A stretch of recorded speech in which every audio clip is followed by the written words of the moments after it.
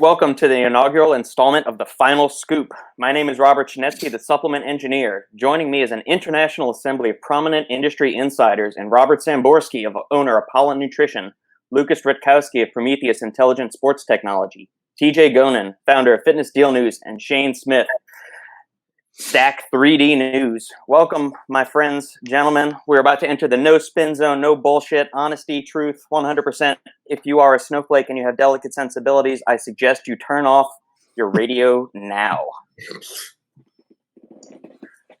What is up? Yeah, I like it. I like the no snowflake zone type thing. Was that scripted? No. Come on, that was just improv. That was good. That was good with the snowflake piece and everything. Yeah, with a straight face, nothing like no emotions whatsoever. Now I know why we didn't get the link right away, because Robert was practicing. Yeah, either that was scripted or you've been practicing in the mirror or something. No, yeah, I said, it was too perfect. There is a reason I am a writer, and companies pay me to write shit. So I mean, Yeah. you know. And then we're gonna ruin it with our informal asses just coming in. There we Like, I have the gift of gab in certain situations. Is that a grunt style shirt, Robert? This? That's that's you The mean shirt, which the shirt. one? Is that grunt style? No, it's just an American flag shirt. Okay. It's a pretty cool T-shirt, though. Yeah, there's I just ran across this brand, Grunt Style, like super, like going really well, and it's all about like America, like it's a Trump brand, and it's crazy. By the way, you guys should when you have time, check out their commercial they did in January. They did it in January, so it was before Black Lives Matters and all the police stuff. You should check out this 30-second commercial. It's gonna blow your head off. Like, just YouTube grunt style commercial. Make sure it's January 2020, dude. But that's the name of the company, Grunt Style. Yeah, grunt style, and it's like it's America. It's America, but it's Trump America, right? Like it's America hardcore. And anyway, they had a commercial in January. I'm sure that when it came, even if I saw it in January, it would look offensive. Not offensive, but like, what the fuck? If you see it now in the context that we're living in, you're like gonna, oh my God, this is so inappropriate. Just check it out. But I'm sure like half of America was going like, yeah. So it's kind of like this podcast. Exactly. Extremely inappropriate, but enjoyed and loved by everyone. Yes, exactly. You've been practicing. There is no doubt these lines are coming just unscripted. When I have a nootropic or a really good pre-workout in me, it's like you just enter, and this is without bourbon. So I mean, you know, if I had a couple of shots of bourbon in me, who knows what I would be saying? I'd be like on an ethereal plane, just talking out of my head. Do you find like that it's interesting, right? So I do a lot of stuff also that require muse. So do you feel like there's stuff when I would take a pre-workout before or overtime type things or whatever, nootropics, and there's stuff that I would actually, I didn't do it in a while, but years ago I used to actually drink alcohol. What do you find like when you go to write or you need to do something, alcohol versus a pre-workout? What comes out of the other end? Like in one of them you're funny, in the other one you're what? I don't know. Yeah, it depends. If I'm going to be writing something super technical, like if a new ingredient comes to market, or I've got to do like a deep dive on something and I'm reading a bunch of studies, I will use a nootropic or a pre-workout in that instance where I need to really like hyper focus. If it is some like fluff article that I'm writing, or like I'm ghostwriting for another brand or something, where it's like 10 best chest exercises or like a bodybuilding program or something like that I got to write, that's when bourbon comes in handy because it helps get my brain out of my logical thinking. It kind of depresses it enough and loosens me up to where I can kind of get that more bro mentality and that vernacular running. Like they say in Tropic Thunder, you need to become half retarded. Yeah, exactly. Yeah. Half retarded, right? Never go full. Never go full. You never win an Oscar with going full retarded. Like Forrest Gump, retarded, not retarded. Like the movie saved people in Vietnam, half retarded. So when you need to go half retarded, yeah, just have an old fashioned or two, or if it's really bad, do 3. It depending on how the day is. the more I've started to write, because I never used to really drink and write at the same time. I was never really big in alcohol. I still don't think I'm big into it now. But now it's more of like a mental lubricant to kind of just get me going especially in the afternoon. If I don't want caffeine or something, I've already had other things in me. That helps me kind of just like tap the brakes a little bit, suspend my conscious thinking, and just kind of get more of the shenanigans and the bro speak going out. Mental lubricant, is that a thing? Did you just come up with that shit, or is that something I can? I've said it a couple of times. I've said it on a few other podcasts when I'm discussing my bourbon-fueled rants and writings. Mental lubricant. Yeah, I like that. That sounds both dirty and smart at the same time. It's trademarked. I'm going to sue you if you use that without paying me $5. It's going to be on the next bottle of Overtime. There you go. Extreme mental lubricant, overtime. I like Robert, how much caffeine you consume per day? Me? Yeah. Most of the time it is between 250 250 to 400. Oh, look at that. What a guess. 250 to 400, depending on which pre-workout I'm taking. In one sitting or in like a day? Well, the question was a day.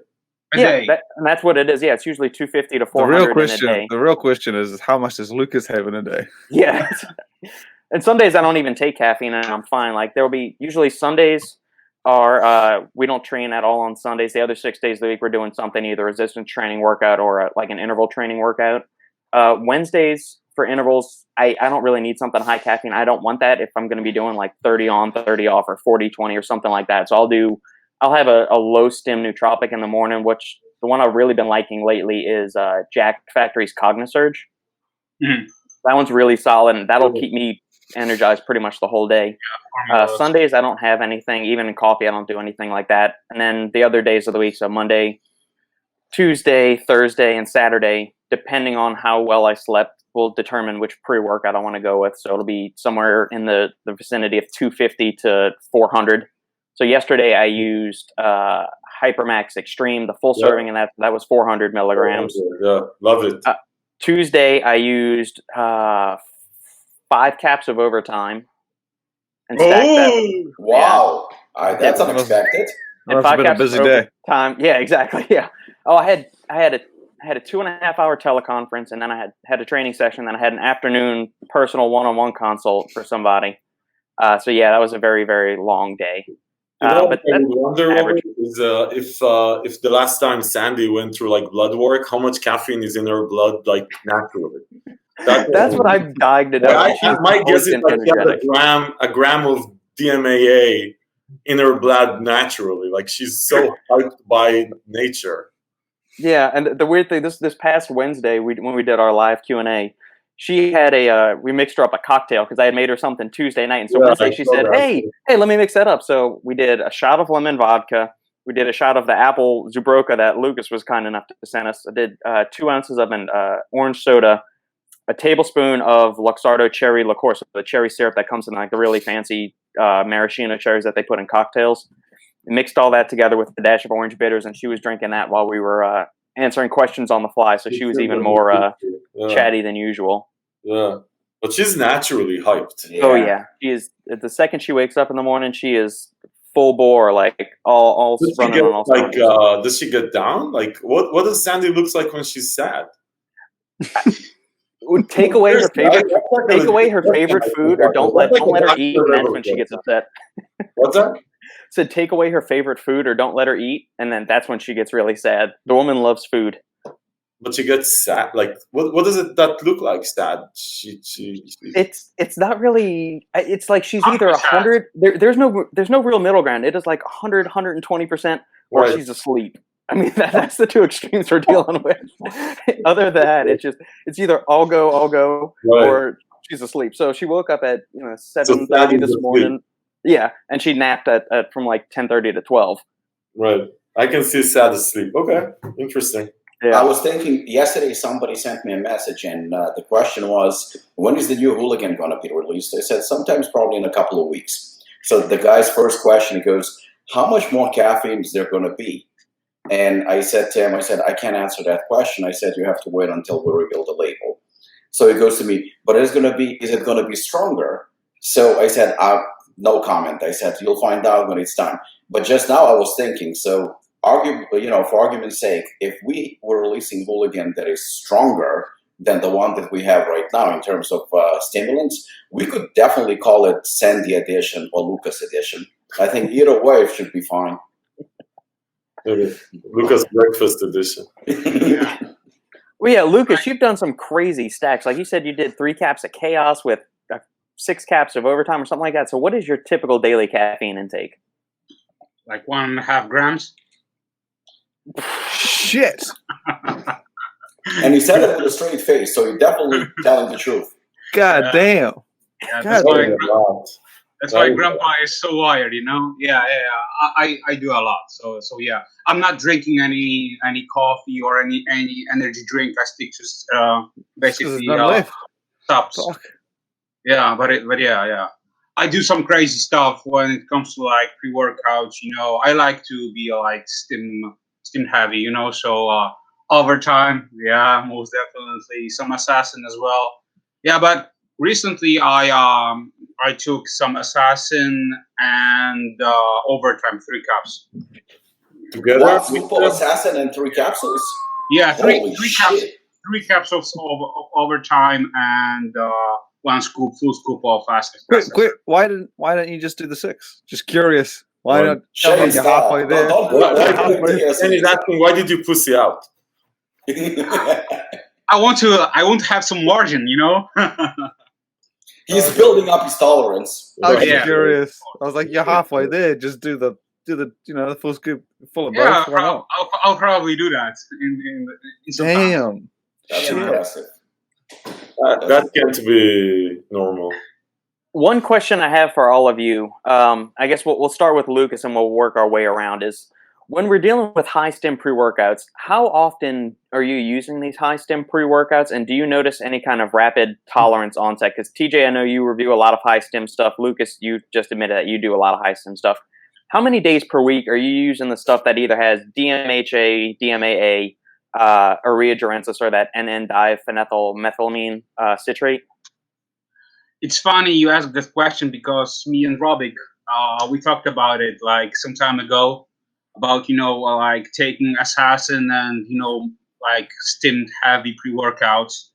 And we had this agreement that, taking like stimmed and very heavy pre-workouts, like loaded up with stims that it's not smart, to take them like every day. It's crazy, Even for me, like a stim junkie, I take them like, maybe twice per week, and that's basically it. But as far as like, I like my stims, but I'm also very smart about it. I don't want to like, have this burned out effect that, after a while I need to like take more and more and more and more. It's crazy, So yeah, from time to time I like to be this lab rat and take some stuff in like higher dosages, but yeah, I try to like be mindful about what I'm taking per day, and like once maybe twice per week I go like blow out, just like for example like 6 caps of overtime and like 3 caps of chaos, or maybe like scoop of assassin with some I don't know, some other like fat burn or something like this, just to like this I like out, the combination of I like to be smart about it, Lukasz. That sounded very real with the I'm combining 2 scoops of assassin with 5 bottles of hooligan and some Polish vodka. But I like to be smart about the way I take my team. Yeah, I'm just smart about it, you crazy ass. Hey TJ, when it comes to like vodka and alcohol, I'm just like importing stuff to US.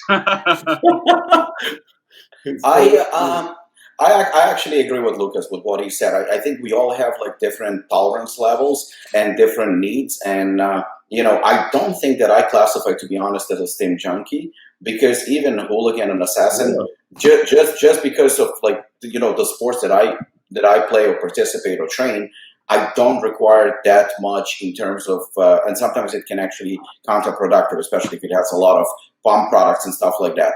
But I think it all depends on needs and tolerance. We've seen the studies; it's pretty much proven.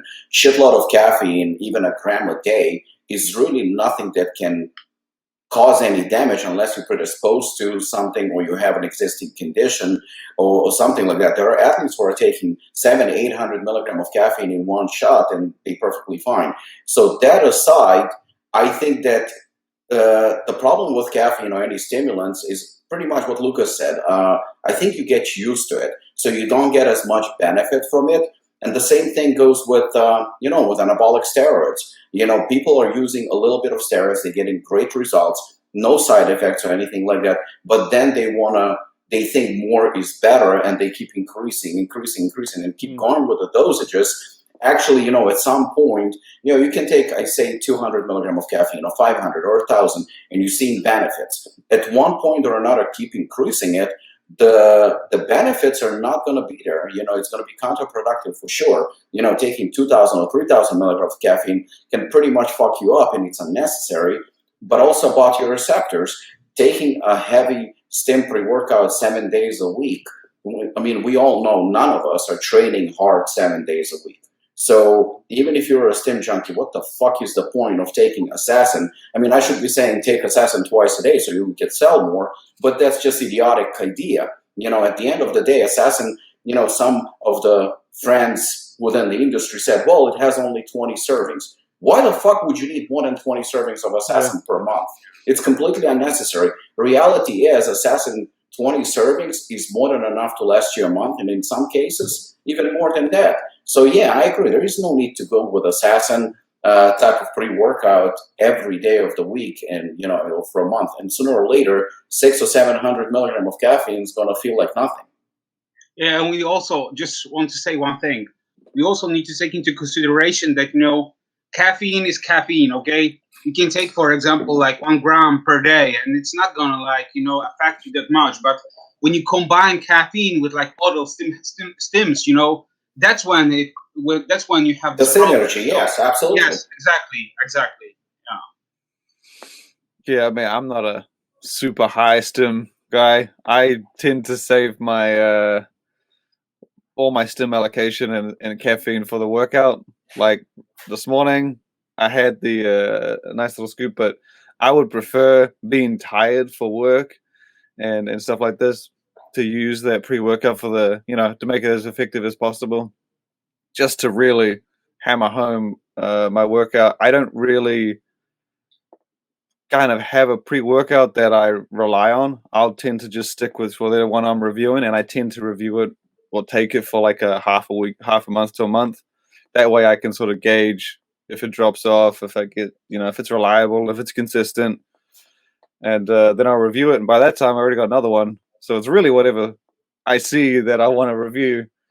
I mean, there are some that are consistent. HyperMax is one of them. That's just, I mean, the balance and everything on that one is just my favorite, hands down. But High-Stim stuff, I'm always very careful with it, just because I've had workouts where I have that full scoop and end up fucking dizzy or sick, or like, that's why I was so cautious with this acid. And it's probably why I'll be cautious with the new Hooligan, is just, I don't want to rush into it, and I want to get the best experience out of it. I only take them on workout days if I'm not working out that day, which, like Robert said, 5 times a week, maybe 6 if I'm feeling good. So I'll get through a whole tub in a month. And non-workout days, I might have an energy drink, but I'll push for as long as I can to not have caffeine, so that when it comes time to work out, that pre-workout kicks my ass, and I put in 110% kind of thing. I want to start a petition, by the way, because this is going to be like a thing, this last scoop. If Shane makes us all look like retarded assholes and crazy people because he's so cute and calculated, I'm gonna leave this fucking podcast. You're making all of us look bad. You start with Lukasz, the dude injects like 5 grams. Robic starts to take it down, says 800 milligrams is okay, and then you come with your like so balanced, crazy, subtle ass. What can I say now to sound normal? Well, that's the reason why you go less. So you tell us your experience right now. Surprise us. Finish off with a punch. So high. I feel like whatever I say now, I look stupid. It's so. That's the good thing about you, though, is that you'll never look stupid. Can't look more stupid. That's what you mean. Anyway, so actually, I think the Shane approach is the most normal one, to be honest. And I think if whoever listens to this thing, or just generally speaking, should take that approach. The chase after the next big thing and the more stings and the heavier hitting and whatever is not a normal chase. Even though I like it and I enjoy it, I don't think it's normal. And most people, just like with alcohol, drugs, food, anything, have usually zero ability to control. So, like if they say, hey, you know what, I'll just use this crazy thing once a month, right? Bullshit. They'll use it once and then they'll say, you know what, I'll use it today also, and then I won't use it for 2 months. And then they say, you know what, 3 months. And no, only next week, and then it's for a year. It's bullshit. People go and they find themselves into this rattle where they just keep on trying and wanting to have the better one, or the stronger one, let's say, not even better one, stronger one. So I think that's a normal approach. Personally, though, it's an interesting thing, Shane, you mentioned HyperMax. I always say it in every review I do, I mention it because it's sort of, I have these pre-workouts that I said they can't miss pre-workouts. Like there's a bunch of them that no matter what the mood you're in, whatever you feel, you woke up early, you woke up late, whatever, you're going to hit them right. I think that's one of them. There's a few more. There's a few more that I would say fall into that. I try to actually go low steam a couple of days a week, and I'm able to do that. So I'll review. I don't take a month to review stuff, but I take a week usually. And I would take something in between that would be low steam. And there's actually a couple of pre-workouts out there. I just reviewed, I don't know if you guys ran into this brand. It's a new brand, Beam. Beam. Oh, yeah. So they're amazing people, by the way. Love them. Great guys. They're the Campus Protein guys. And really good guys, and they start this brand. They have a pre-workout, the Beam pre-workout. I just reviewed it on the channel. I'm trying to remember if it's 200 milligrams of caffeine or something. I think it's more, but it's from natural sources, right? I think it's 200, Lukasz. I think it's like 225 maybe. It's very mild. Listen, like it's one of these things like that you look at and you say, okay, I'm not going to feel shit, right? And a lot of the people on the channel, I'm sure that when I put the label, they would go like, fuck it. I'm moving to some crazy ass 50 milligrams of alpha-IO review. And that shit hits you really nice. Really, like you try it and you feel nice. So I try, and there's a few of these. I think that's actually, to be honest, Robic, you should think about that. I know it's totally outside the Apollon Nutrition brand line, but if you can figure out one of these pre-workouts that is low steam, but hits you nice for the taper off type thing, I just gave it on public media, so fuck that, you know that, but that should be an idea. I just give it to you personally. But like, I think that's a category. Cycle off steam junkie, that's a category that's not being tackled today. Anyway, there's a few of them. So I try to go to them, take it out a bit, like chill a bit the system. And once in a while, I'll actually, believe it or not, go totally off steam, like for a week. Use some like some pump formula with beta-alanine, just because I get the tingling and it sort of triggers that feeling that you're in the loop. But I get used to, and you asked about getting used to pre-workouts. It's very different between pre-workouts. Like there's pre-workouts. I reviewed this Dark Energy stuff, right? The DMAA one, really good. Yeah. By the way, really good pre-workout, and you feel it.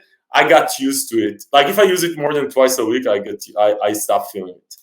And there's stuff that I'll always feel like it takes a lot of time to get used to it. And so it really varies. I guess it's the combination of stuff and whatever the way that it hits you. But generally speaking, I think that tapering off. I think I mentioned that in the previous conversation. I get at least once a day, dude. I'm using this. What's stronger, right?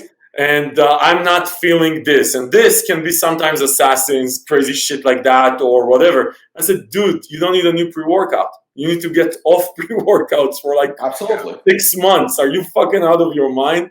Like what's stronger than heroin? I'm not feeling it. Like seriously, just go into rehab. So anyway, no, it's absolutely true. Yesterday, also, I mean, a friend of mine actually, he doesn't really. He uses like everything. He uses Adderall. He uses. I mean, he's just crazy. And yesterday he says to me, "You know what? I tried Hooligan for the first time today." I was like, "Okay." He goes to me, "Everybody says it's strong. I didn't really feel it." He goes to me, "You sure that there is 600 milligram in caffeine in it?"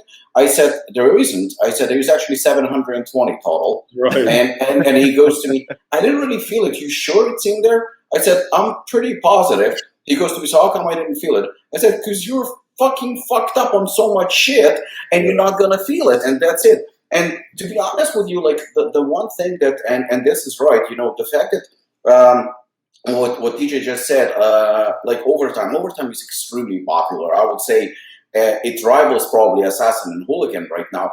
But yeah, I mean, I am currently actually working on another nootropic that is going to be very, very low stim. I mean, in comparison to overtime, and there is demand for it because we are all different. Yeah. That's the reason when somebody says, "Well, 200 milligrams of caffeine is too little." Says who? You know, less than 200, in my personal opinion, if you put like 100 or 120 milligram or something like that of caffeine in a pre-workout, then you might as well make it non-stim. That's my personal opinion. 200, I think, is a nice kind of bare minimum, but it can be enough for certain people, actually more than enough. The market is wide open for 200, 600, or 800 milligram of caffeine. The problem that I see is, and this is where DJ actually mentioned it many times, and Lukasz just actually said it too. You know, people say, "Why the fuck do you need pre-workout? You can just drink, coffee from Starbucks, or you can get an energy drink." No, you can't fucking compare this. This is a big, big mistake, and it's stupid because we're not talking. Like, I personally get offended when people say, "Oh, you know what? Hooligan is strong." Yes, it is. But have you noticed the other million ingredients properly dosed on a label? Because that gets sometimes overlooked. And like DJ just said, you know, somebody's going to look on his channel and sees 200 milligram of caffeine and they say, "Oh, this is shit. This is too weak." But it's not, because maybe on top of 200 milligram of caffeine, maybe it has 6,000 milligram of citrulline, and it has, alpha GPC fully dosed. I mean, it can consist very, very good, it can have very good ingredients that people are overlooking because everybody is fucking, you know, playing a Russian roulette and says like, "Oh, you know what? Actually, you know what, guys, I'm going to give away a little secret that Robert knows actually. The new Hooligan is not going to have more caffeine. It's going to have less caffeine. You know, I mean, it's not going to have a lot less caffeine, but 1 milligram less. Robert, it's going to have 119. Yeah, probably 10. But the thing is like, it's not going to have more because, you know, the sky is the limit. You know, if you keep going from 720 milligram, could we go to 800? We could. And, you know, our target audience is going to appreciate it. But my whole intention is that Hooligan is not just about caffeine. It's like, you know, I like HyperMax, just like you said. Why? Because it has a nice dose of caffeine. I believe, what is it, TJ, 400 or 450? Yeah, 400. 400, but it's a very balanced formula. You know, you can add a little bit more caffeine if you absolutely need it, but everything else on that supplement fact list is actually very good. It's a beautifully balanced pre-workout, and I think that's what people are missing. There are so many good pre-workouts that have high caffeine content, but there's quite a few that actually have 200, 300, and still an amazing product. And this is another point. I mean, you can look at it in like HyperMax, the Performax Labs pre-workout is so underrated, right? It's one of the best also the first. It's easily, in my personal opinion, and like I said, I give credit where credit is due. Yeah. Of course, I'll be biased with my own products, but at the same time, HyperMax is easily, without a doubt, top 5, perhaps even top 3. You know, when it comes to a balanced pre-workout, right. Easily, and it's so very underrated. You know what? It's so underrated because the brand is so low key and not fanfare and not creating noise and no rah-rah. Like you see so many shit brand, like Insane Labs and shit like that makes so much noise out there based on noise, right? Just based on great marketing. And I have to get I'm in marketing, so I appreciate good marketing. But you sometimes see these products like that, super quality, high products that don't get a lot of attention, even though they're 10 times better than 90% of the shit that's out there, because Absolutely. marketing wins. That's why I say to people a lot of the times, listen, you need to invest into storytelling just as much as you invest into formulas. Robert, I told you that a lot of times also. It's storytelling sells way more than formulas. It's the truth, and unfortunately we have a lot of, there are certain brands right now that they're investing more into marketing, and God bless them. I have no problem with that. Great marketing obviously will sell more product, and at the end of the day, it's about business. So I have, and Shane said the same thing when we had a conversation. We're all on the same page.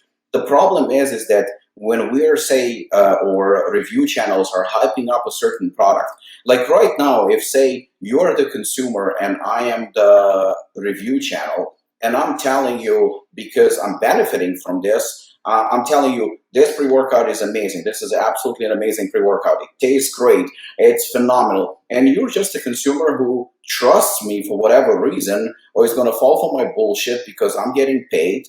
We're getting into that territory right now, I guess. But the thing is, I'll sell it to you. I'll sell it to you one time. I believe I will sell it to you one time, because once you try it, and once you realize that you've been duped and the pre-workout is not what you've been promising me, and I will find out, I will definitely find out, and what's next? I think your credibility and my trust are definitely not going to be there, because to sell something, to sell shit, if you have good marketing approach, you'll be able to. But at the end of the day, look, HyperMax maybe is not the top selling pre-workout, but it has, as far as I know, it has a very good following. It has its clientele.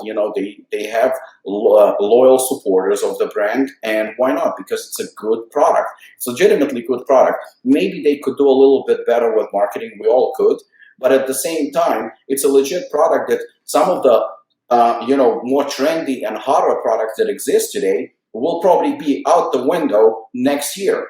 But I believe HyperMax been on the market for the past 3 years, 4 years, and it's still going steady. It's still going. It's a stable pre-workout. It's still considered one of the best, and people that know products will keep buying it. It's amazing how many times I had people come up and say which one, and I would say, hey, listen, if you're looking for just, you can't miss, go HyperMax. Say, who are I'm telling you, underrated, like the brand. But anyway, I can do a brand analysis later on. Great guys, by the way, good guys. And I've met the guy. I met the owner, I believe, at Olympia last year. Very, very nice guy. Yeah, super nice. They fall into my 5%, Shane's 95%. Shane brought up something earlier that I found interesting, and we've never really discussed it, and I haven't discussed on any other podcasts or anything. The subject of pre-workouts that behave unevenly. So we've all kind of said that Performax Labs HyperMax is one of those ones that you take it, you know what you're going to get every time, and it's consistent. Really good energy, really good focus, mood elevation, all of that. What do you guys think it is that causes a pre-workout to be uneven from one serving to the next? Do you think it's certain lifestyle factors, or do you think there's something actually in the product that is not working? It's a great question. Wow, I don't know. That's such a great question. You mean reformulated, or you mean? No, it says like if you take a pre-workout and like we say HyperMax. I can give another example, like pre-phase, Hooligan, by the way, is like that. That doesn't matter when you take it, 99% of the time you're going to feel very consistent. Like if it's mood elevation, all around balance, you're going to feel the same. And there's a lot of pre-workouts that I really, really like that are not consistent. Like if I'm in a good mood, they'll get me in a better mood. If I'm like whatever, my wife yelled at me again, and they're not going to take me out of there. Right? There's the ones that are consistently there, and that's a great question. Wow, I don't know. Let me Google it, Robert. I'll get back to you. I'm going to shut my camera, Google it, and do some research. I think they all have. I think every pre-workout has its consistent point. Like that's why I kind of take it for 2 to 4 weeks, or like because even if you take it like Like even if one day is like really, really bad, and then the next day it's like really, really low or whatever, you'll see a consistency after like 4 weeks. I guarantee it. Like it may not be normal. Like Fury, Core Fury is like that shit's reliable as hell for me. Like it performed almost the exact same whether I was doing legs, chest, back, you name it. Same with HyperMax. But then some pre-workouts I can have that,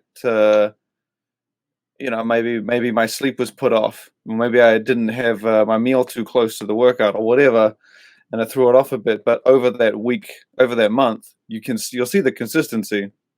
And sometimes it is like I try, and some pre-workouts I take 5-10 minutes before.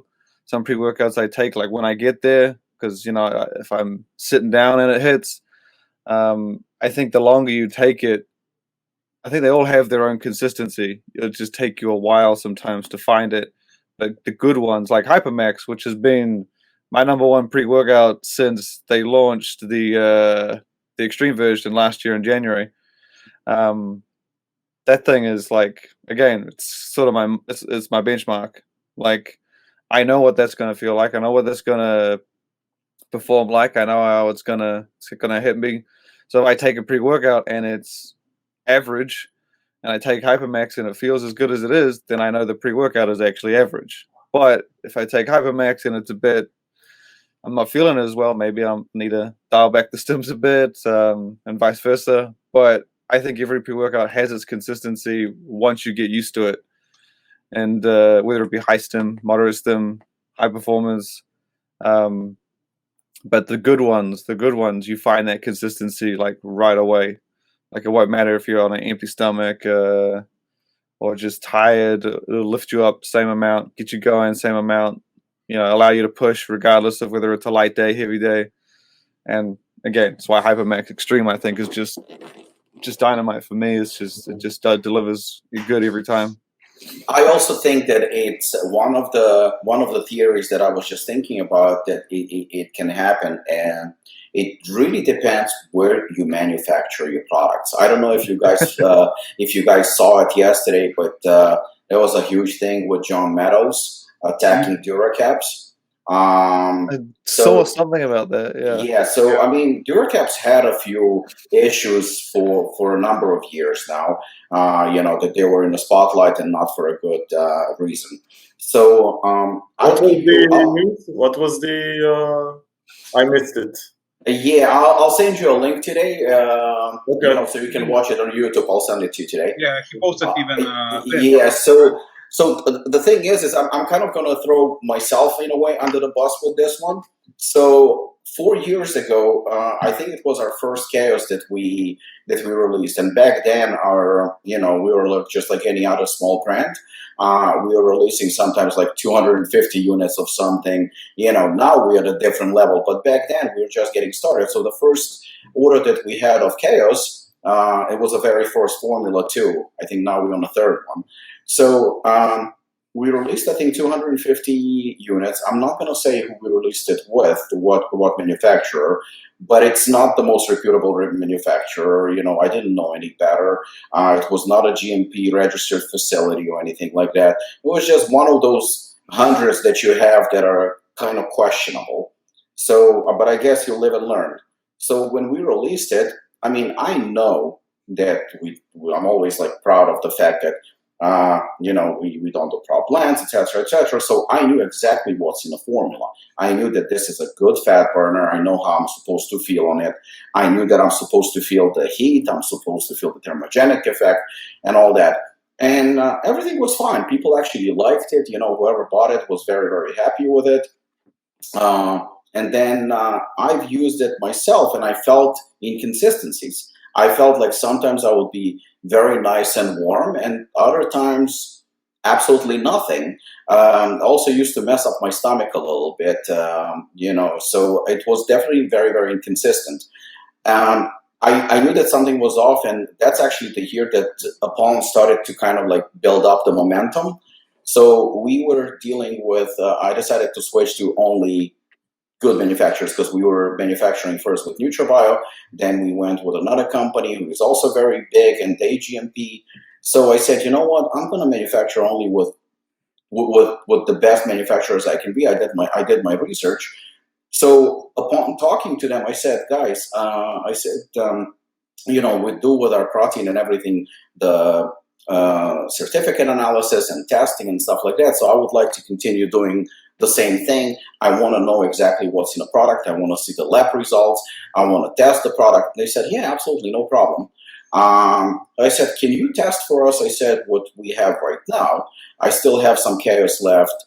And they tested for us. And the owner, who actually became a very good friend of mine, he sent me a photo of the capsules. So the capsules, some of them were filled perfectly. Like the capsules were actually full. Some of the capsules were half filled. Really? Yes. Yep. So that was the very first, it was my experience. We actually just, fucking got rid of it and that's it. But that's the truth. Oh.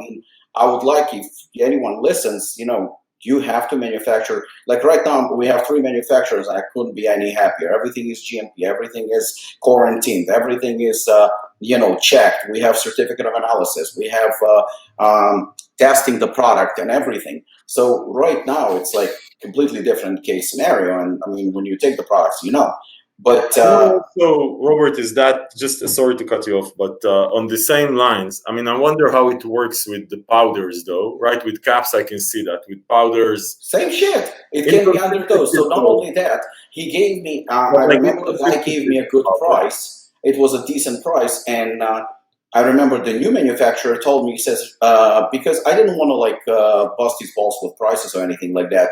So I said, you know what? I'm not going to lie to you and say how much we are paying. I said, here's the invoice of how much we're actually paying for the product. And he goes to me, Rob, it doesn't make any sense. He says, it's impossible to pay this price considering, that your products are fully loaded, and everything. And it's true. Our protein is expensive. Hooligan is expensive. All the products were expensive. Chaos was kind of a good deal, especially considering 250 units. That was the first time we ordered. That was very suspicious. And he goes to me, well, we tested the product. He says that there are definitely inconsistencies, he says, with dosages. And there is definitely some brand switched for generic. So the bottom line is like, if you take a product like that, it's going to be hit and miss. You will not feel the effects every time consistently. You will definitely feel one day great because you got a full dose, and one day you will feel off because it's just not properly dosed, it's not properly manufactured, and as a result, that's the problem. And that's the problem in the industry right now. There are so many manufacturers left and right, and I'm pretty sure you can see products that says GMP on it, but then in a profile you have DMA. Yeah, you know very well that it's impossible. It's not DMA. So I think that inconsistencies when it comes to pre-workout can also vary. Depends where it was manufactured. Yeah, maybe to add to that, I had an experience with I think you reviewed that one also, the Ares slime that came out with Intel Pharma. Did you try that one, the slime version? I tried it. I don't know if I reviewed it. I tried it. I don't know, but anyway, like that one, it's also so. Anyway, the context I'm bringing this up is the quality of the ingredient themselves. So maybe in a lab you're going to see alpha O here and alpha O here, and yeah, it's going to show alpha O. I remember these guys; they had in that one on label 1.5, and I know the guy that formulated it, so I trust him. So 1.5 milligrams of alpha O. And I tried it, and it blew my head off. And I said, dude, you gotta be kidding me. There's no 1.5 here. This feels like more than 3 milligrams of alpha O. And he said, listen, it's this new ingredient. Like, we source the highest quality yield, whatever, alpha O for this shit from a new manufacturer. So it's the same amount. That's what he said. But the yield, like the actual quality of the ingredient, is so much better. So you feel it so much better. So I don't know if that falls also into the same category. You can have something on label that says 4 milligrams of something. It's actually 4 milligrams of something, but the same 4 milligrams are shit 4 milligrams. I don't know. Robert, the two Roberts probably know more about this than me, but there's definitely a thing with quality of ingredients. especially because I'll have certain products that'll say it's got, like you just mentioned, TJ, it's got 3 or 5 milligrams of yohimbine in it or something, and you'll take it and it feels like nothing, and then you take another company's product, and says it's got 3 milligrams of alpha yohimbine in it or regular yohimbine, and it lights your balls on fire. I mean, it goes back to the quality of the thing, and maybe that also plays a part in some of the inconsistencies in how pre-workouts hit. Either maybe they weren't blended up or mixed well enough, or they're just using really low quality ingredients, and they just start to degrade in the tub the longer they sit. So someone should come up with like a saying, like, let's say labels are just labels or something like that. Someone should come up with that. It would take it. If you hear about something like that, let me know, because he's got to be handsome, beautiful, and rich. Oh, okay. Maybe it's not the one I was thinking of. The handsome brought you down, right? The rest, okay. Robert, fire away. All right, going on next to this, let's dive into the topic of sponsored athletes. The 5 of us are on a group chat, and we banter and bullshit most days of the week. And if you turn off your phone for too long, you'll come back and there's 683 messages. When you come back later on. You guys are on mute. Did you know? Did I tell you that I put that WhatsApp group on mute? Oh, well, thanks, TJ. I'm telling you, like, dude. So, one of the topics we discussed in leading up to this inaugural recording of the Final Scoop was the subject of sponsored athletes. Now, I mean, all of us grew up, we're all of an age where we saw like Michael Jordan doing McDonald's commercials and sneakers. And so we were all around with sponsored athletes and doing advertisements like that. And sponsored athletes have been something that has been huge in the supplement industry. I mean, hell, shit, it's the reason basically the supplement industry, it got as big as it is. It got piggyback on the backs of bodybuilders.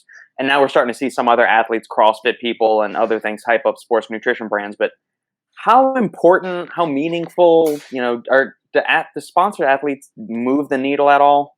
And so we've got it from different angles. So I'll talk from like a consumer standpoint. Lukasz, you can talk from a distribution standpoint. Robbie as a brand owner, and then TJ and Shane as news and supplement reviewers yourselves. What does it mean when you hear a new athlete's got a brand, or this athlete signs with this brand, or something like that? And Lukasz, you can start off. I can start. Well, when I was starting my journey in the industry, and I was like, going starting my first year at the Prometeus, when we were like having athletes at the expos, it was like it was a peak, I think, when it comes to like athletes sponsored, like pros, those kind of things. They were like massive, people were lining up. The queues were insane.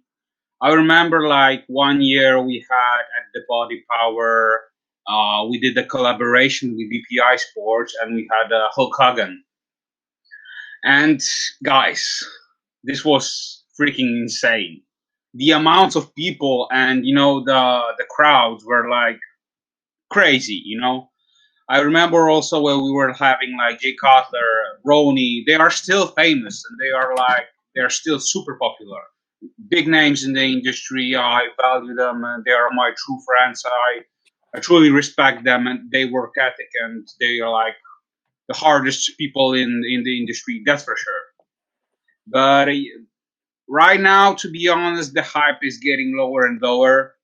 And I also said to you guys at the group, chat that, nowadays it's more about the industry, the influencers and, the YouTubers. And you can see that, like, the people are lining up to, like, people that I personally don't know, and like, I can't even, like, affiliate with them at any point. But, people like crazy about them just because they like launched a YouTube channel or YouTube clip or something like this, and they're like gathering so much hype around it and everything. Just you can, for example, look at Ghost or other like brands that are like gaining traction just because they have these kinds of people in their team. So yeah, that's where we are standing right now. But from my perspective, the pros and the addition of the athletes to the brands are, in my opinion, are not helping brands at all. It's just like in throwing up the cash, and just like spending on stupid stuff. I told to Robic and to you guys that if I would have a budget, I would like invest it in, for example, like stacked site or like promoting the brand on different ways. For example, like reviews, those kinds of things. But like paying a guy just to like have him in the team, and he said he will like make a post on the Instagram and say, oh yeah, take my protein, and like in like 2-3 months he will be in another brand. It's like makes no sense to me. And you can see this in like so many times. You can see this, for example, like I can name like 20 or even 30 athletes that were in like were like brands for like every month there are like in a different brand with a different brand, and they're like preaching exactly the same bullshit. Like this is the best protein, this is the best fat burner, this is the best pre-workout, buy it. And that's how it goes, and I think that's making customers stupid. And that's why I think that the most important thing in this industry is to like knowledge and to like teach people, teach them that you need to like be smart, about the ingredients. That's why I value like Shane's work so much, because he's posting like stuff all the time. He's posting stuff and he's making reviews. He's making like blog posts about the ingredients as well. So that's my thing, I agree with everything you said, and you know what? I mean, as a brand, one of the, I mean, of course, like I witnessed all that, the commercials and everything else, especially industry about 10, 15 years ago, when you had MuscleTech commercials and all that with pretty much with top 6 Olympia competitors. But those days are gone. It's a fact, and I always thought that having a sponsor athlete is a great thing. And we still have a couple of athletes that we're sort of sponsored. We have ambassadors and stuff like that. But at the end of the day, we wanted to bring an IFBB Pro, I remember, and when we brought one after about 2 years in the business, I was happy. But and obviously we were paying him as well. And but to say that it did anything, I mean, phenomenal for the brand, I can't really, did it justify the investment? It gave us a little bit, maybe more brand awareness, but then we signed Juan Morel. We signed Juan Morel, I think, 3 years ago, 2 years ago, I'm sorry, slightly more. We signed him when the brand was about 3 years old, and Juan was a big name. He still is, and he's a great guy, an absolutely great guy. And, ironically, obviously you have to pay a sponsored athlete. And I think Juan was posting for us a lot. He was definitely doing what he was supposed to do. And it was actually a pleasure working with him. It ran its course after slightly less than 2 years. And I can't really say that it was a major move for the brand, and this is not a knock on Juan whatsoever.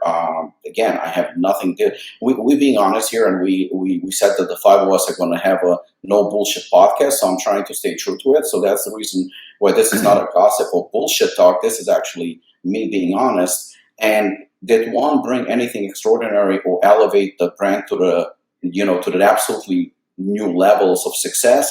I can't really say that. I mean, I'm not going to say that he didn't add anything, but was it worth the investment? More than likely, no. Because the thing is that there are a couple of athletes, like say, for example, Seth Ferozzi, who did great for X and Sledge. But you can't really call him an athlete either because the guy actually retired quite a few years ago. So he's more of an influencer more than anything. I think it's just his image and the way he portrays himself, like all-American and stuff like that. He has kind of a marketing niche. It has nothing to do with him being a bodybuilder. He doesn't even pose much or anything like that. I mean, yes, he's buff. Yes, he's muscular, but he's not exactly an Olympic contender right now. So that just says a lot about the fact that those days are gone. Just to have big muscles and to be a top 6 Olympian, it doesn't do shit. I mean, look at William Bonnick right now. William Bonnick just won the Arnold Classic, and he placed second at the Olympia.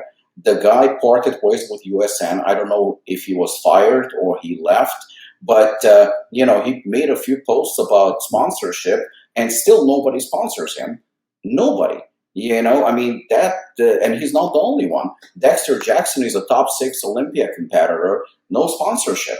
You would think that Dexter Jackson, who won the Olympia, won the most Arnold Classic titles, would be sponsored, but he's not. And the truth is, I mean, look at Dexter. Dexter was with MuscleTech, and MuscleTech ads by Dexter Jackson, he said that it's the best brand he's ever used. The best protein, the best ever, the best. But then he said exactly the same things about Ultimate Nutrition, who was paying him a huge salary. Basically, it was like copy and paste, and said the same thing as he said about MuscleTech. In fact, I remember he said in his ads that this is the only brand that he used from the very beginning. Well, guess what? After Ultimate Nutrition signed him and Phil Heath and sponsored the Olympia, I mean, between Phil Heath and Dexter Jackson, Ultimate Nutrition was probably paying $500,000 in sponsorship just for those 2 athletes. Plus, on top of it, a title sponsor at the Olympia. And guess what? A year or 2 later, there was no Ultimate Nutrition. They're making some kind of a reemergence right now, but the brand is dead. They're doing maybe okay in Europe, in some parts of Europe, but if we're talking about United States, you can walk into any store, you're not going to see any products. So what did Phil Heath and Dexter Jackson do for the brand? Absolutely nothing. It's a fact. We had another bodybuilder who we were sponsoring, and you all know, because you're very, very knowledgeable, what cyclic dextrin is. I mean, it's the most expensive carbohydrate. It's the best carbohydrate on the market. We all know what it does, and there are only few companies that actually sell cluster dextrin, and Apollon is one of them. And I remember we were out of stock, and the athlete asked me for his allowance, and he asked me for cluster dextrin if he would provide him with a product. And I said, I'm very sorry. I said, but we actually out of stock. We expected the shipment, I said, in the next few weeks.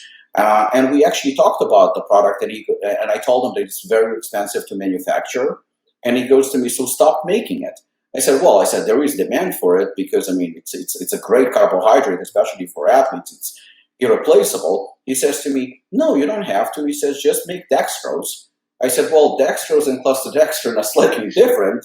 His reply to me was, no, it's the same thing. I'm like, well, but it's not.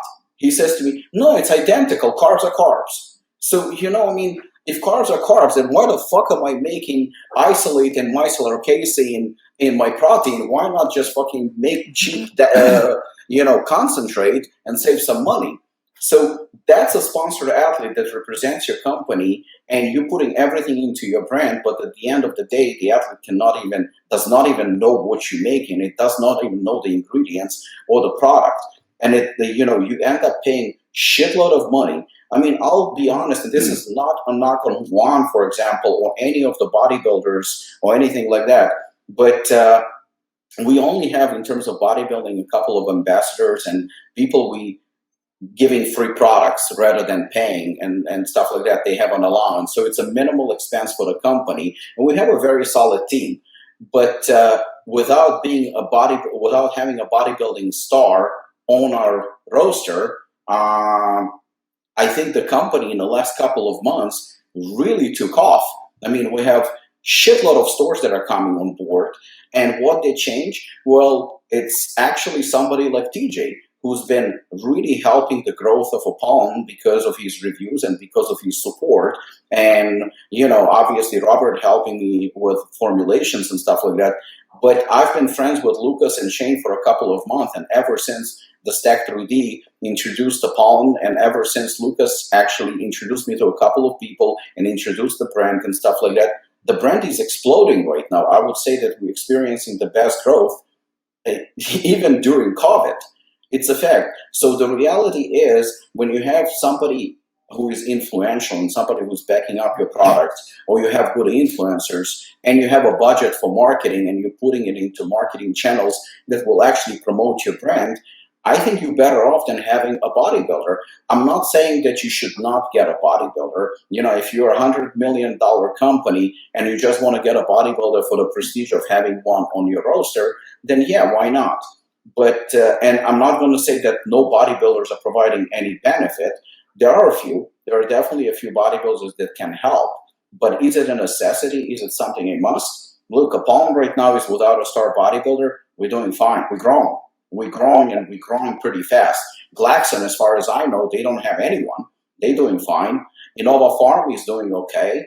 You know, HyperMax, Performax, I mean, they may be not exploding, but they're still nice and steady on the market. Also, as far as I know, they don't have any athletes. Yeah. So it's fine. Yeah, I would actually say, Robert, just because you said something, I actually think that, so I'm in marketing, right? I'm in storytelling and marketing. That's what I do. And I would tell you that, right? And I told you that 2 years ago, right? So Yeah. you heard that from me directly. And I would say today also, if you put a bodybuilder on your payroll, you're stupid. Like literally, unless there's no reason in hell. Even you said, and the reason I'm saying that is that you said $100 million. I think actually the exact opposite. If I'm a $100 million brand, let's say I'm a old-fashioned MuscleTech type thing. No, I would go Max Tuning, Rob Lipset. I would actually want to look cool. I don't want to bodybuilding. IFBB pros, bodybuilding, the Ramis, the whatevers. They're the 20 years ago type shit. It's old. That's it. You want to go with the cool kids. If I'm a new brand and I want to put money, I would find a cool ass lifestyle YouTube influencer or Instagram influencer that people connect to, not because it's big or muscular, because people don't buy that shit anymore. They don't think that if you drink MuscleTech protein, you're going to look like Dexter Jackson. And they know that in 2 years from now, he's going to promote another brand. Everybody knows that shit.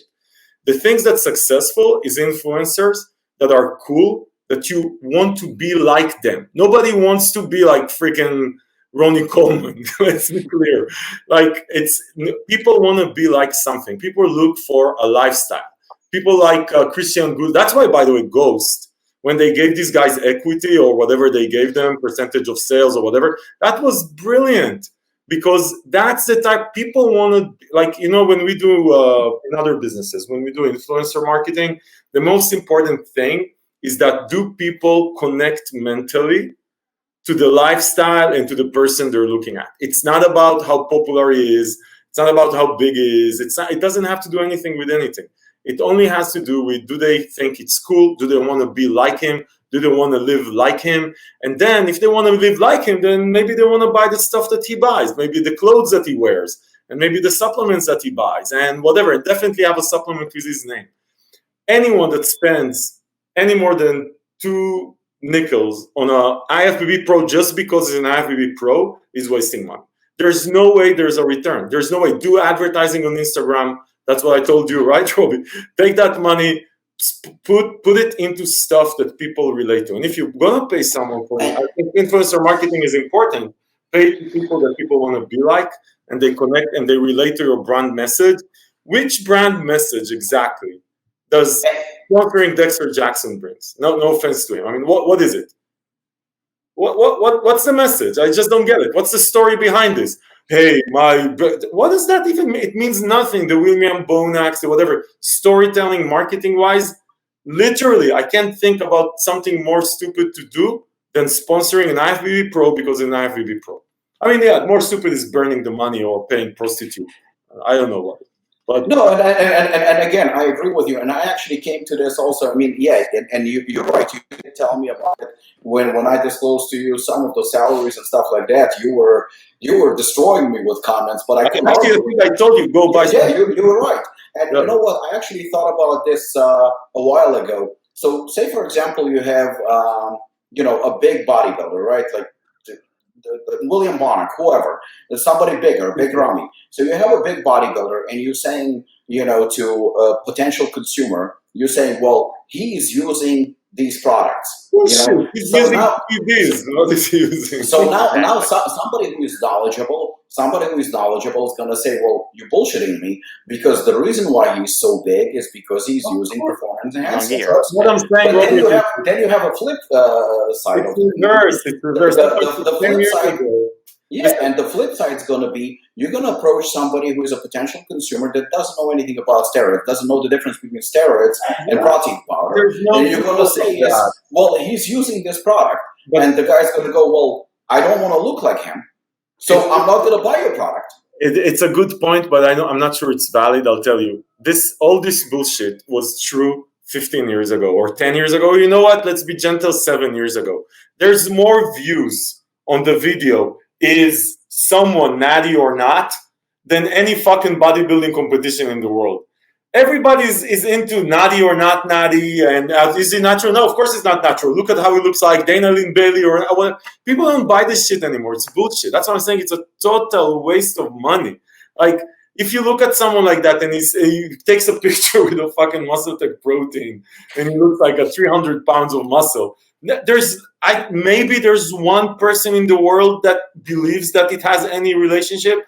It's not a market. That thing is dead. There's no one thinks that he'll drink protein and he will look like him. That's why, by the way, if you look at the winning formulas for influencer marketing, they are people that you actually relate to their lifestyle. They're funny. Look at these bloggers that are getting all these hundreds of thousands of views per video on YouTube. It's not about that. Like, maybe 5% of the video is freaking working out. The Max Tunings, the Guzman, all these. There's no workout. There's barely any freaking workout videos. It's a reality show. Yeah. It's about their fitness lifestyle, and while they're doing business and buying houses and shit like that. That's where the generation is today. Nobody believes that shit. Total waste of money. Like, really, it's such a waste of money. Big brand, small brand, whatever. The Guy Sisterinos of the world, the whatever people of the world. By the way, you mentioned Axe and Sledge with what's his name? Seth Rossi. So his people like him has nothing to do with him being big. He just has a good personality. He's the grunt style type shit, the cowboy hat, the America. That's what people like about him. It's not that he's a big bodybuilder. They like what he brings, like the roughness. So that you want to relate to that in your brand, great. You want to put his name. It's not because he's big. It has nothing to do with the fact he's a bodybuilder or someone thinks that if he'll drink his shit, he'll get it. That's why everything needs to be measured in marketing dollars and the return on investment. And return on investment can't be break even, because then you're not making money, right? It has to be a multiplier effect. And none of these, I can't think about anyone right now that's out there that has a persona. But you know what, guys? There is like a big difference nowadays and the old days. Old days where people didn't have that kind of like, the backstory. Yep. People didn't know the bodybuilders, how they react, what they are doing every day, what they are like eating, for example, full day of eatings, those kinds of things, those days were non-existent. And nowadays, you see these influencers. I hate this fucking word, to be honest, but same. You have these. Why do you hate them? What's all the hate? No, I just can't stand this. Shane is an influencer. He's now like, look at him. He's insulted. I just hate that. Shane, he didn't mean it. Shane, stop. He didn't mean it. Lukasz. Yeah, apologize to Shane. Yeah, but seriously, I just want to end my my way of thinking. So now, back in the days, you had this like non-existent, this curtain, and now you have this like open set where for example, the guys that you mentioned, like Guzman, Max Chewing. All these guys are like opening, their lives into for the people. So when people see that kind of people and they're like, oh yeah, I like this guy. I like his attitude. I like his mentality. That's when the brand is evolving, and that's when they're like gathering, the reputation. That's when the brand is, gaining more traction, and that's why they are succeeding.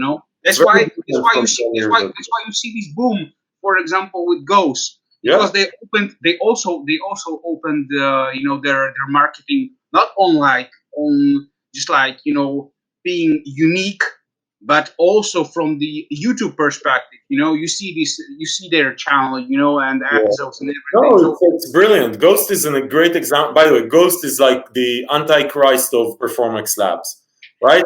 Like super mediocre products. And again, some protein tastes better than others. Some are mediocre. The pre-workout is mediocre. Actually, the pre-workout should get an update soon. It's seriously anyway, mediocre stuff, and put aside dick sucking on review channels. It's mediocre stuff, right? It's totally mediocre stuff. And then, but marketing, fuck me. 10 out of 10. The right influencers, the right branding, the right everything is clean. They're the Apple of the supplement industry. This shit is so clean, unbelievable. And this will win 100 times. But exactly, that's a great example. You can't come up with anyone that got famous, a brand, with an IFBB Pro in the last 5 years, because nobody gives a shit. It's dead. Nobody gives a shit. Even the old, and you look at these YouTube channels, I'll just give you an example, just because, again, I'm in the YouTube stuff. You won't find a YouTube channel that exploded. There's one, Jeff Cavalier Atlinex, because they do this a fucking genius. Outside Jeff Cavalier, there's no YouTube channel of workout type advice that's not lifestyle that managed to survive. All of them disappeared. All of them. There were a few. There was this British guy, I can't remember his name. There were a few that were literally around, hey, let me show you workout techniques and shit like that. And all that zero personality and all workout stuff disappeared. Jeff Cavalier played because the man is really a fucking genius. But the rest disappeared. The only thing that's out there is lifestyle. Even the Guzman that started with workout routines and shit like that, they're all lifestyle now. It's all lifestyle.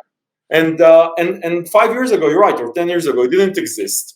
If you wanted something that showed fitness, and also your industry was you guys have been in this more than I've been. The industry was different. Your audience was very niche. It was the bodybuilders, these guys.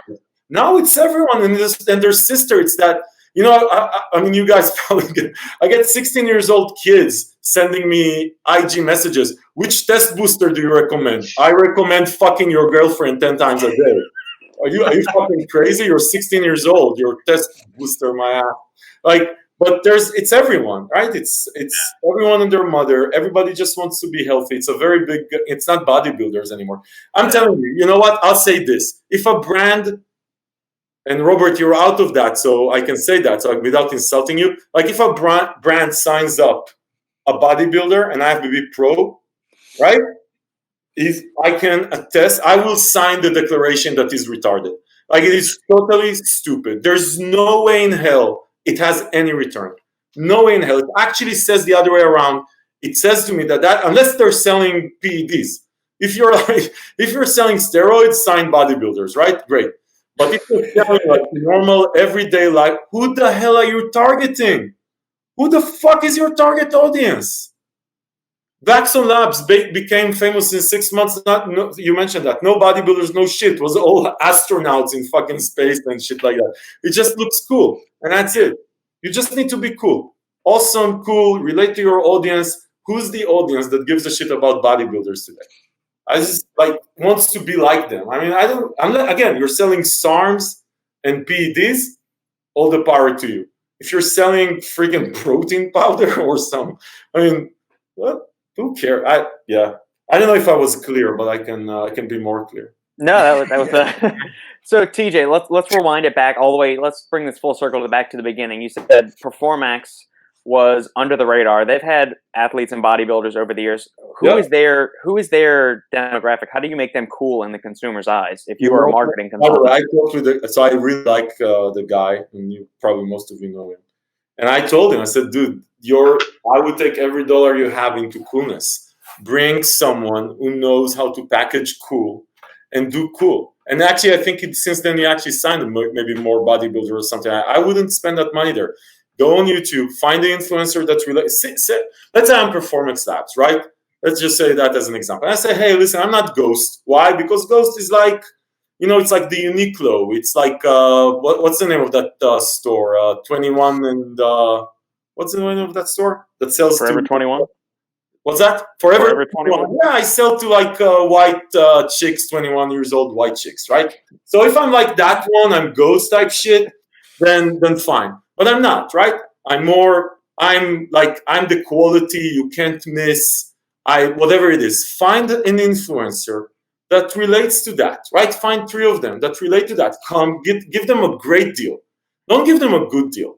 Give them a great deal. Make them part of your family. That's what a lot of time people miss. And again, Ghost nailed it, right? With these guys, they made them part of the business. They're not using this up. They're not sponsored athletes.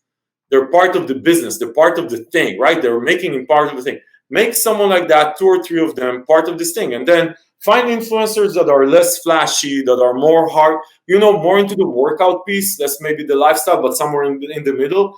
That's the one I would go after. Not sponsor them. Make them a part of your business. Change the. This sounds like I'm doing like marketing analysis for the guys. Change the labels. Make them look cool. Seriously, you can't go with that stuff that's plain anymore. That's it. It's dead. You need something that looks cool. That's it. People like coolness, right? That's the way it is. People pay money because when there was no alternatives, it's true, by the way, for every industry. When everything looks the same, then it doesn't matter. You can look like shit. When the alternatives look like, you guys know ASC supplements, right? I really, really like the brand. Yeah, Jake over there. Yeah, he's a good guy. They're in the 5%. Lovely people, honest people. They're veterans. Like they've done their shit. Really amazing guys. And anyway, look at the design of this shit. You remember the El Jefe pre-workout, how it looks like? Yep. I showed that to Robert. I said, that's the way a pre-workout needs to look. Like, that shit is amazing. You just want to touch it. The minute you put this shit on an ad, you already got reputation. Yeah. Right? You do a Facebook ad for that shit, and you do a Facebook ad for 99% of other stuff. They just don't look as cool. And coolness, when you spend $1 on an ad, the return you're going to have on something that looks like Alpha Lion, like ASC supplements. Redcon 1, when they first came out, was a revolutionary design. Yeah. Today, it's more, that's the way of life. Like 3 years after, it looks sort of run-of-the-mill. When they came out, revolutionary. The black, the red, sort of like semi-hardcore, consistent branding. So if I was Performax, and I told him that, I would change the labeling. I would go really cool. It's out of his comfort zone probably, right? Because I would go outside of bring someone that gets edgy marketing, build a storyline around this. Also build a story. Most people don't have a story. So most people just come out with stuff. They throw something out there. And but they don't build stories. And I can tell you, some of you know what I do when I don't talk bullshit about supplements, but in every industry, you need to build stories. Doesn't matter what you sell, whether you sell a supplement line, whether you sell tech, whatever you do, you need to build a story. And if you don't build a story, then you'll be vulnerable over time. And that story needs to reflect in everything you do. So I would choose influencers that make sense, no bodybuilders. I would choose someone that is more, there's this guy in the UK, Matt Does Fitness. I don't know if you know this guy. That would be perfect for Performax Labs. He's sort of witty, run-of-the-mill type guy, British accent, buff as fuck, hard like a horse. Yeah, he's amazing. By the way, but very smart, very good sense of humor, witty. He's not like Max Tuning type, like cutie pie, potato, whatever, and not like Christian Guzman, like this big businessman that you want to be like him, but you'll never be like him because he's so good looking. He's fucking all the great kids and makes whatever $1 billion a year. But like Matt, you can be. So Performax Labs, call Matt Does Fitness. That's the type of influencer I would go to. Change the labeling. Tell a story also. You can't just throw stuff out there. It's a waste of money. Tell a story. TJ can send his consulting invoice now over to Performax Labs too. He heard me about Matt Does Fitness. He heard me about the rest of the stuff. Yeah. No, I try to help. Robert knows that, and people. I like doing these things, and I usually try to help. Robert was lucky; his ass was lucky because he built the brand story around hardcore. Right? It just because of hooligan and then assassin and then everybody knows this shit. But like these are, sometimes you need these sort of leaders, product leaders that establish your brand. Like that's it. That's what you are. You are hooligan and assassin and hardcore. And then on top of that, you can build, okay, I do other stuff and everything I do is fully overdose and stuff like that. You build a story. Sometimes story just happens. Sometimes you have a great product. By the way, when you attach yourself to a story, it's so hard to come out of it. You're that story. I can tell you in the tech industry, I'll just give you an example. Symantec, AV, right? Antivirus. If I say Symantec, anyone that's over 20 years old will say antivirus. You know how much money these fuckers spent? By the way, they're gone, right? They got sold, they're broke down. But how much money over the last 10 years, 20 years, these fuckers spent on trying to change the fact that everybody remembers them just for AV because they do a billion other things. And they try to expand out, but they're AV. Same thing, right? You need to build something that you can expand from. If you're hardcore, fully dose, fun, lifestyle, and then latch into it, be able to expand from it. It's hard work. I'll send you the invoice anyway. Shane, you still awake over there, buddy, or did you fall asleep? I mean, I feel like I'm probably like, I don't really know what mindset I am or who I probably side with and all of that. Probably TJ, but I like looking at it from, I won't even look at the supplement industry because I feel like my perception of the supplement industry is tainted. It's kind of like when I try a protein bar or a protein powder. If I like it, I make sure my mom tries it as well. Because I'm like, if this is good and she thinks it's good, then shit. Because I get a tainted opinion. I only eat protein bars. I don't real chocolate. I only drink protein shakes on chocolate milk. So I don't really know. But for me, I think ambassadors and athletes, they work. Like if I go to the supermarket and I see an electrolyte drink that's from a brand I know, and then I see another one that's exactly the fucking same, but they put Rob Gronkowski on one, I'm gonna fucking grab his one. That's just plain and simple because I think that's damn cool.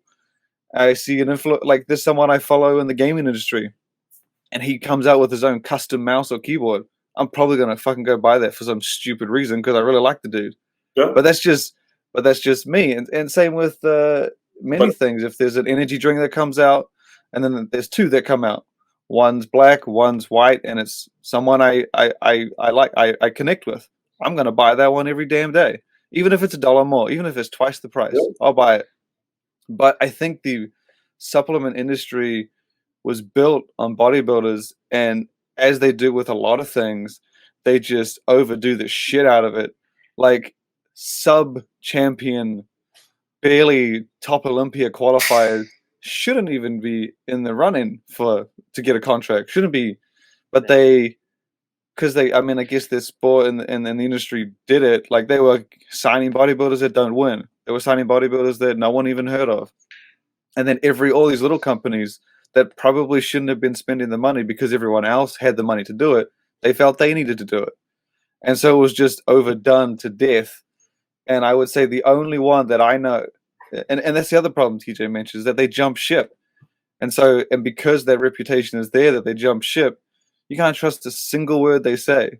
Even if and it's just, and I don't even remember which brand there are with now, right? Like you say, the only one I know, the only one that I know that probably has made the right decision is Evan Centopani with Animal. I mean, he switched to Prime in the middle, but that guy was Animal to death.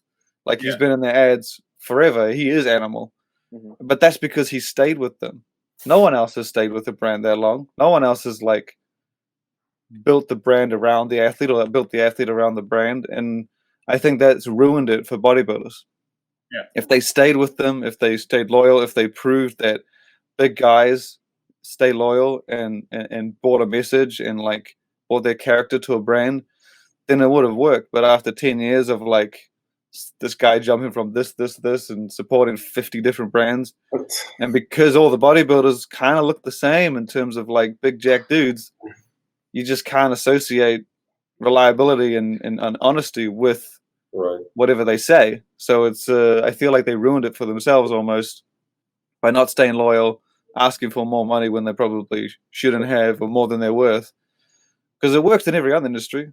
The athletes, the stars. The story is rhymes, right? Like, again, coming back to that, like, let's take the Seth Ferosi thing. Of course it works, because Seth Ferosi represents something, and actually they named the freaking brand Axe and Sledge, right? It's everything said. It's not MuscleTech, Seth Ferosi. Like, let's say Seth Ferosi and MuscleTech will do shit.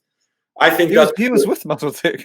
But that wouldn't do a lot. Maybe 10 years ago it would do something. But today it wouldn't do anything. It has nothing, unless they come up with a line that's accents like hardcore America, make America great again type shit.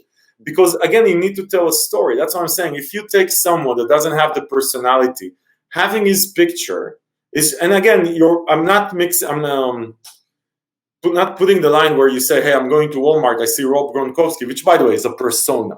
He's not just a player. Yeah. That's actually a great example. I wanted to jump when you said it, because I said that's exactly it. Rob Gronkowski says something. He's not just an athlete. It's Rob Gronkowski. He's cool. I want to be like Rob. I want to party like Rob. Right? It's a thing. The big dudes like Rami, what the fuck does he represent? Yeah. I feel like I said, it was overdone. They just ended up getting them to get them. They never did anything with them. They never put them in an ad. They never made good use of them. They just did it because that's what the last brand did 10 years ago. Yeah. So they just. I think that's what happens. And also, like, look at one of these things that you do with these guys, and I know Robert can tell you. Like, when you sign, you say, hey, you'll participate in my shows, and people will come to the booth to get your signature. The whole shows industry is fucking dead. That's it. It's dead. Yeah. It's all online. Take that 100K, put it in Instagram freaking ads. You're gonna get in front. It's dead. The whole idea, the whole concept of even how you use these guys is dead. It's dead. It's dead. It's 2020. The world belongs to Instagram, Facebook, social. That's where brands are created. That's where brands are maintained.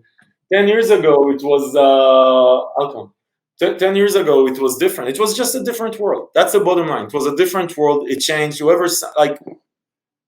Doing it today is pouring bad money. Like, it's just like it's throwing good money after bad money. It doesn't make any sense. 10 years ago, fine, whatever. And maybe there's countries, I don't know, where it still works. I know countries that are disconnected from the internet, maybe like New Zealand or shit like that. Like, you have no, so the virus doesn't come through the internet lines to your asset or whatever. And but in countries where they have internet, I don't think it's going to work. Well, that's why I guess Shane's ahead of the curve, and he's got the virtual expo at the Stack 3D Expo. So he's already, if the actual brick and mortar expos are dead, like the Arnold and Olympia are going away dinosaurs, Shane's ahead of the curve. Then he's ready to catch. The only reason I did that was because I wanted to make it cost effective, and I heard all the brands complaining about how stupidly expensive they made expos. So I was like, Remind me after this ping me. I have like this cool ass idea that we can let's start another business. Cool ass idea. Yeah, really a cool idea. Can I get some investment dollars in that? I've got some money.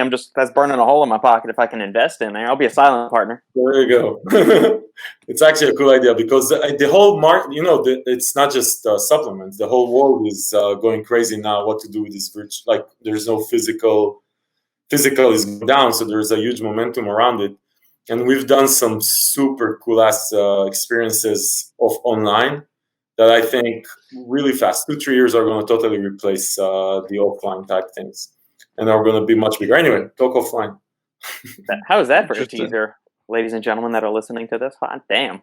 It's a teaser for me. It's a teaser for all of us except TJ. Yeah, I'm curious now. We're going to be texting TJ after this. What the fuck's going on, man?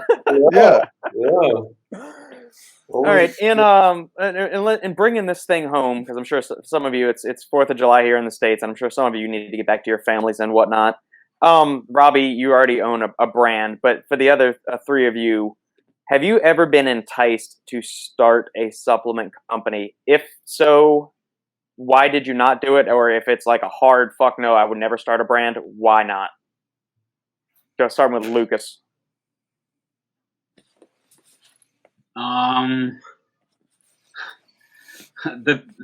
That's a very hard question, but no, fuck no, never. Fuck no. No, I would never It's a start hard my question, own. but I would hell never. no. I would never start my own brand. You know, I think that industry is very saturated nowadays, and you know, you got like so many brands. The competition is like it's ridiculous. You know, and sometimes you see these crazy things going on. You know, with the manufacturers and you know and all those stuff. So from my perspective, no, I to be honest, I love what I do, but as far as like opening a business just to like do something with the supplements, no. I told Shane that I'm gonna one day I'm gonna open my own coffee shop, you know, with the mushrooms and nootropics, and I'm gonna just like be a fucking old man that's gonna sell tea and coffee, and that's basically it. Maybe some ghosts around the corner, but that's basically it. Yeah. Robbie, if you did it all over again, would you start a brand, or would you just keep in the gym ownership atmosphere? I wish I would known the things that I know now back then when I started. So I think with all the information that I have right now, I would do it, because the thing is that I mean, I learned a lot from Lukasz and from Shane and from TJ in terms of marketing, specifically marketing for for supplements. So with this information that I have today, starting especially the type of brand that we have, which I still think, even though it's extremely competitive, it's very, very competitive.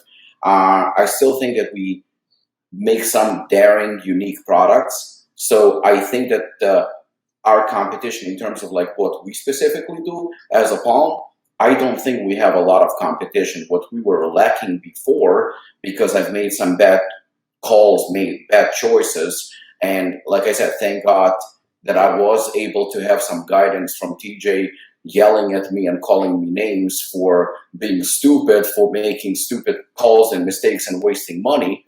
With that information that I have right now, specifically marketing, which I ignored, I would definitely do it again. And I think I would grow a lot faster with what I have right now. Because keep in mind, I'm very, very stubborn individual. And when I released Apollon, I was like, well, fuck, everything on the market is garbage. It's either underdosed or it's proprietary blend or it's like crap. So what I'm going to release, nobody has. So fuck them all. I'm going to succeed and that's it. And that mentality was wrong, because our initial labels were absolutely horrendous. They were so bad. It was crazy. You know, our marketing was non-existent, and our flavors were, protein tasted pretty good, but our pre-workout and even BCAAs in the beginning, I said, well, it doesn't matter if they taste like shit, because the quality is so good, and what we do, nobody else does. And I remember the very first store that turned us down, they said to us, well, Rob, you have an incredible product, but we're not going to carry you because your labels look horrible. They shit. And I was so offended that I actually contemplated driving to his store and knocking him the fuck out, because I was so pissed. How dare he insult my product? But now I know that I was absolutely wrong. So with this information that I have right now, it would be a completely different story. And I feel that's the reason why I feel like, we've been around for a few years. And, like Shane said to me a couple of weeks ago, when he said that Apollon is definitely a contender for something to break through into the certain top something, because it's definitely in a conversation. Now, I think we would have been a lot sooner there. And I remember Shane saying to me, I didn't even know about your existence. And I think it was not Shane's fault. It was our fault, because we didn't focus on marketing. We were focusing on bodybuilding. We were focusing on, on formulas rather than marketing, the labels, the taste, the flavors, and, other aspects of the game. So, yeah, I'll do it. TJ? Shane, would you do it?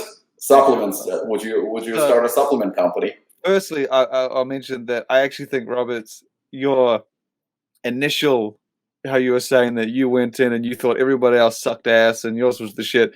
I actually think that mentality is probably what you need when you start, regardless of how many mistakes Oh you yeah, make. absolutely. But you I need to take into consideration all aspects of the business as well. I think that blind curiosity and confidence is the key to dominating and finding out what works.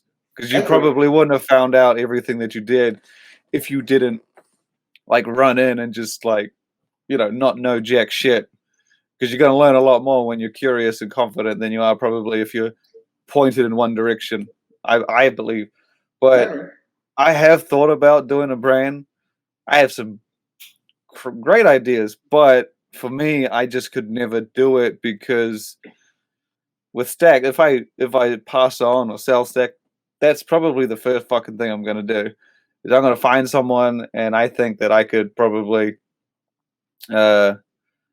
I wouldn't want to do consulting, even though people say, "Oh, you can consult for different brands." I was like, no. I don't want to half-ass, offer some great advice to this guy and great advice to that guy. I would rather put all my great advice into one brand. And I think I'd probably have some great ideas, but it would have to be killer. Otherwise, I wouldn't fucking do it at all. But I would need to have that Robic confidence. I would need to go into it like, you know what, this is the fucking best brand. You can eat shit.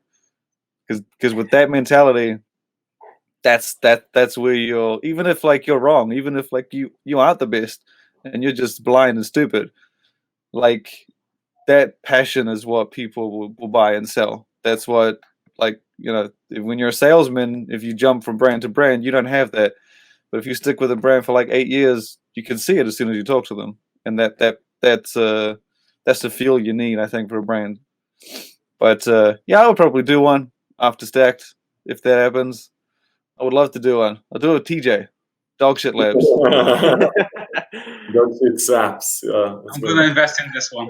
It's gonna be big. I could. So let me. By the way, Lukasz, I love the. That's a tough question. Fuck no. That's a tough question, but here's my two. Let me think about it. Fuck no. It's short and to the point. That's how we like it. I loved it. That's how you drop the F-bomb.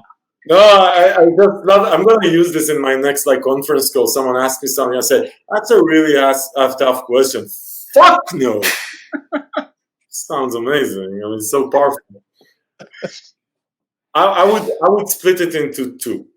Would I do it, or could I do it? Is it possible, or would I do it? Right. So I could definitely see myself doing it, and very similar to Shane's mindset in the sense it would be, it would need to be something that I truly believe in, because that's what I do anyway, and something that actually adds something different with a twist, and there's a story behind it. I could definitely see myself doing something like that, because that's what I do. I build stuff, right? So that would be another thing to build. And would I do it is a very different question, because it's, for me personally, because I'm I have a lot of stuff going on. It's always getting into something is a cost of opportunity, I think. So would I do this or start another startup in cybersecurity? Would I do this or start a venture capital? Would I do this or start another replica of Fitness Deal News that does something that's not supplements? Right? It's all cost of opportunity for us, right? So in that regard, would I do this? I think there's money in this business. Like if you have one of these. If you build something that the story catches on, because I do believe it's all about stories. It's not about formulas, right? I think formulas are important, but it's proven again and again that they matter less. So I think that if you build the right story, you build the right B2C. By the way, I would go 100% B2C. I think the consumer is the one that owns, and online is the future. And I would just go directly B2C, build a kick-ass brand with a kick-ass story, but it needs to have some kick-ass products behind it. Yeah, I could see that. I could see business there. Is it? I need to run the math and understand if it's bigger than other stuff I could do. That's the question, I guess, at the end of the day. But I can see myself do that. Yeah, I think it's a cool. I like the industry, honestly. I mean, even though it's full of assholes and shit and bullshit products, like generally speaking, I think that as far as the business, it's a great business because it has this annuity built in. And any business that has annuity built in is amazing. Every time I can sell you something, you can buy, you're literally going to run out of it in 30 days and gonna buy it again.